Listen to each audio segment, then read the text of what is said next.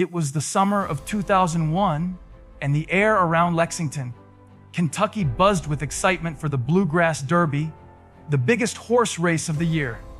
Ethan Cole, a 29-year-old jockey with an almost supernatural bond with his horse, Silver Comet, had become the talk of every racing circle. He was the kind of man everyone rooted for. Small town kid, clean reputation, always with a quiet smile and a focused stare. But in the days leading up to the race, people close to him noticed something off.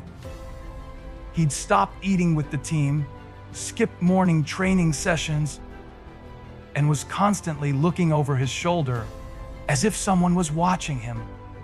When his coach asked what was wrong, Ethan just said, "It's nothing. Some things are better left behind." That night, after his spectacular win, the kind that should have made his career, Ethan didn't celebrate. Witnesses said he rushed out of the winner's circle, still in his mud-stained uniform, clutching his helmet like he was afraid to let it go. The security cameras caught him walking alone through the back exit of the racetrack, heading toward the empty stables. He was seen talking on his cell phone near his car, pacing back and forth, voice raised, but the footage had no audio. Then, just before midnight, his car was spotted by a local farmer parked along a dirt road near Henderson Slaughterhouse, an abandoned meat processing plant that had been closed for over a decade. When police arrived the next morning, Ethan's car was still there, keys in the ignition, headlights on, and his wallet and race medal on the passenger seat.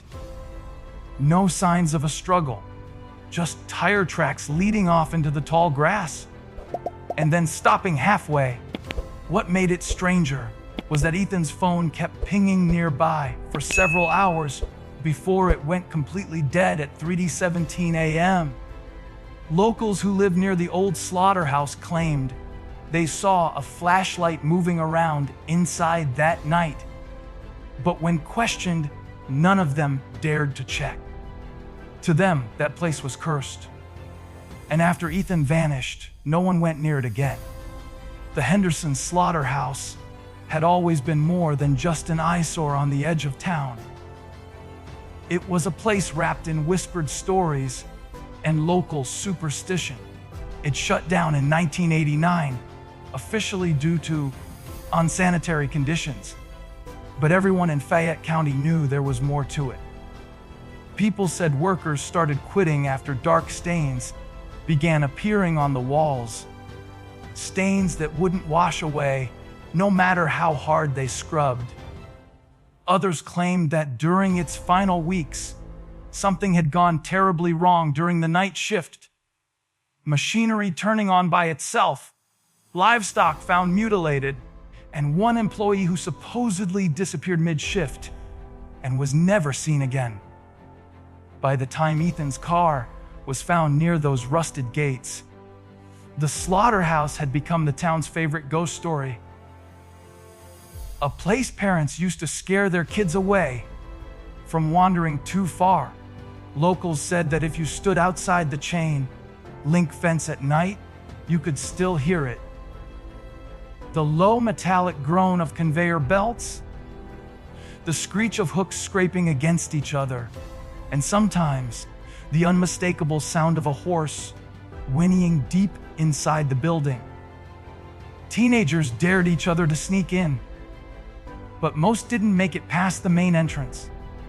There were stories of flashlights flickering out as soon as they stepped inside, of footsteps echoing behind them when no one was there, and of cold spots that made the air freeze, even in the middle of summer. One boy who went in on a dare swore he saw something moving in the rafters, or something crawling on all fours, but too big to be a person. After that, nobody went back. The place was sealed off, chained, and forgotten.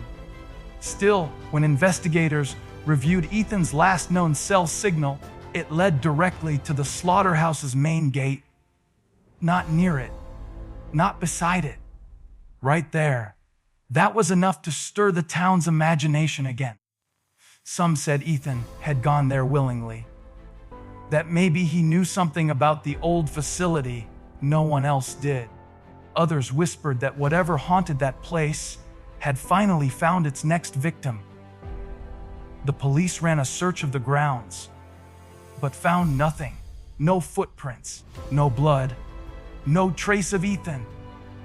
But the officers who went inside later admitted something they couldn't explain: the faint sound of hooves echoing through the hallways long after they'd cleared the building. By 2004, the Henderson Slaughterhouse had become nothing more than a local landmark of decay. Its iron gates sagging, windows shattered, and walls covered in moss and graffiti. The county had plans to demolish it and rebuild a distribution center on the land. But before anything could begin, state law required a final health and safety inspection, mostly to document any remaining biohazards or structural concerns. A small team of 3 inspectors, Daniel Reese, Angela Morris, and Carl Denton, were assigned to the job. None of them were locals, and when they asked for directions to the site, the gas station clerk just shook his head and said, "You folks don't want to be there after sunset." They laughed it off, assuming it was small-town superstition. But as they pulled up to the gates that foggy morning, even the air felt heavier, the kind of air that clings to your skin and makes every breath feel like a warning. Inside, the stench hit them first, a mixture of metal mold and something faintly sweet, like decaying fruit. The floors were slick with grime, the walls streaked with rust that looked a little too dark to just be rust. Every step they took echoed through the vast, hollow corridors, bouncing off meat hooks that still hung from the ceiling like skeletal ornaments. Angela started photographing the rooms while Carl recorded notes about the condition of the pipes and floors. Everything seemed straightforward at first, just another forgotten building. But then Daniel, the lead inspector, noticed something strange on his handheld thermal scanner. There was a heat signature behind one of the side walls, where the blueprint showed solid concrete. Could be rodents, Carl muttered, but the readings were too large for that. Something was down there, and it was warm. They followed the signal to a narrow hallway lined with rusted lockers and broken tiles. Near the end of it, tucked behind a half-collapsed wall of meat rails, Daniel spotted a metal hatch, half buried beneath old feed sacks and chains. It was about 3 feet wide, sealed tight with a thick weld, like someone had gone out of their way to make sure it never opened again. The edges of the metal were burned, as if torched shut. Angela tried to radio for guidance, but their signal had dropped the second they entered that part of the building. No cell reception, no static, just silence. Daniel ran his fingers along the hatch, and the metal felt oddly warm to the touch, as though something below had recently been active. He looked at the others and said, "Get me the crowbar." It took them almost an hour to cut through the welds. Every strike of the crowbar sent a metallic scream through the building, echoing down the empty corridors. The smell that poured out when the hatch finally cracked open was like nothing they had ever experienced. A thick, suffocating wave of rot, ammonia, and something distinctly organic, like decomposing meat. Angela gagged immediately, pressing her sleeve against her nose. Daniel shone his flashlight into the opening, revealing a ladder leading straight down into darkness. The beam caught concrete walls slick with condensation and rust-colored streaks running down to the floor. "This isn't on any blueprint," Daniel muttered. There was no air circulation, no wiring, just a black, wet tunnel that looked more like a bunker than part of a slaughterhouse. Against every instinct, they climbed down. The deeper they went, the colder it got. Their breaths fogged up in front of them, and the sound of dripping water echoed somewhere ahead. The tunnel opened into a narrow corridor, only wide enough for one person to pass at a time. The walls were lined with hooks, chains, and what looked like harnesses for livestock. But they weren't for animals. The straps were human-sized. One by one, the inspectors realized that these weren't just remnants of old equipment. They had been used recently. The metal was still clean, polished in some areas. Angela's flashlight flickered across a wall covered in scratches, deep grooves carved into the concrete, like someone had tried to claw their way out. "Jesus Christ," Carl whispered. "Who would even build this?" None of them had an answer. At the end of the corridor, the space widened into a small makeshift room, a chilling mix of personal obsession and madness. The walls were covered in photographs of Ethan Cole, newspaper clippings from his races, Polaroids of him at stables, even candid shots no one should have been able to take. There were trophies stacked neatly on a dusty shelf, and in the center of the room sat a wooden chair, bolted to the floor, facing a mounted video camera that was still recording, its red light blinking in the dark. Next to it, a microphone lay on the ground, and a tape recorder clicked on and off in a broken loop. The battery indicator was nearly dead, but it had clearly been running for a long time. Daniel picked up one of the photos. Ethan's face was circled in red ink with the words, "You shouldn't have seen," scrawled underneath. Then, from somewhere behind the walls, faintly, the sound of hooves, slow, deliberate, echoing against the concrete. Back at the surface, local authorities were immediately called in. The inspector's report described what they'd found below the slaughterhouse as a private substructure of unknown origin. But those words didn't even begin to capture the horror of it. Within hours, the site was crawling with police, forensic teams, and state investigators. They collected the photos, the video camera, and several personal items later confirmed to belong to Ethan Cole. His old race gloves, part of his uniform, and a silver chain engraved with the words "Ride Forever." But what disturbed the investigators most was the camera footage. When they played it back, the screen flickered and then showed Ethan himself, alive, sitting in that same wooden chair. His face was pale, eyes sunken, and he looked directly into the lens, as if begging someone to hear him. His voice trembled when he spoke.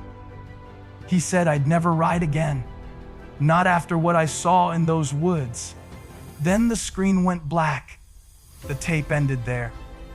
Experts examined the recording frame by frame, hoping to identify where or when it was filmed. The timestamp was corrupted, showing only a blinking sequence of zeros. But in one reflection, barely visible in the camera lens, they noticed something standing behind Ethan, a tall, shadowy outline with what looked like a mask or a distorted animal face.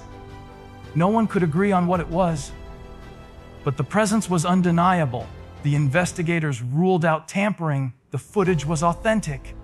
Still, no one could explain how the camera had kept running for 3 years after Ethan vanished, or who had maintained it. DNA samples taken from the scene confirmed that Ethan had been there, but there was a second, unidentified DNA profile on nearly every object in the room. The report never named a suspect. After that, the case was quietly sealed.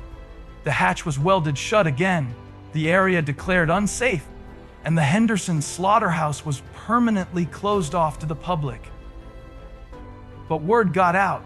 It always does in small towns. Rumors spread that a few officers who'd entered the tunnel started having nightmares, each describing the same thing: the sound of hooves echoing from inside their houses at night, getting closer each time they tried to sleep. The official story said the footage was too degraded to release to the public, but a leaked screenshot still circulates online. Ethan's terrified eyes locked on something just beyond the camera's view. Whatever happened down there, whatever Ethan saw before that screen went dark, it was never written in any report. And those who've heard the uncut audio claim that just before the recording ends, you can faintly hear a whisper, "He's still here." Weeks after the site was sealed, demolition crews arrived to tear down what was left of the slaughterhouse. But on the morning the bulldozers rolled in, the crew chief radioed his team to stop. Someone had broken the weld on the hatch. It was open again. The inside was completely empty. The photos, the chair, the trophies, all gone. Only one thing remained at the bottom of the tunnel: a fresh racing helmet gleaming under the flashlight beam with the initials EC carved into the side. To this day, no one knows who reopened that hatch or where the evidence disappeared. The local sheriff's office refuses to comment, and the footage from that camera has never resurfaced. Some say Ethan was taken by whoever or whatever built that chamber beneath the slaughterhouse. Others believe he's still down there, trapped in the dark, riding endless laps in a place that doesn't exist anymore. But every few years, on quiet summer nights, when the wind cuts through the empty hills of Lexington, people claim they still hear it. The rhythmic pounding of hooves echoing from underground, and a man's voice whispering, "The race never ends."